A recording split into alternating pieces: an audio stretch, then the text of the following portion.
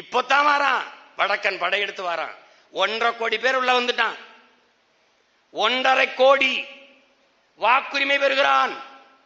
வேலை வாய்ப்பை பெறுவது கூட பிரச்சனை இல்லை, அவன் வாக்குரிமை பெறுகிறான். வாக்குரிமை பெற்றால் அவன் இந்த நிலத்தின் அதிகாரத்தை, அரசியலையும் அதிகாரத்தையும் அவன் தீர்மானிப்பான். இப்போது தவிர்க்க முடியாமல் நாம் சில தொகுதிகளை மற்றவர்கள் கொடுக்க வேண்டியது வருகிறது போல, இனி ஈரோடு, பெருந்துறை, கோவை, இந்த கிழக்கு, தெற்கு, இந்த மாதிரி தொகுதி எல்லாம் அவர்கள் இடம் கேட்பார்கள். இங்கேயே திமுக இந்த ஜவஹர்பேட்டையில வந்து இந்தியில சோறுட்டி அடிச்சு வாக்கு கேட்கிறது, இந்தியிலே பேசுகிறது. ஈரோடு கிழக்கிலே கேட்டாங்க. அவன் சொல்றான், அந்த கோயம்புத்தூர்ல இருக்கிறவன் சொல்றான், அவன் ராஜஸ்தானி, பீகார்ல இருந்து வந்தவெல்லாம் சொல்றான், ஐயா தமிழால வந்தா வேலை கொடுக்கும் கொடுக்கும். இன்னைக்கு அவன் கூலி, நாளை அவன் முதலாளி.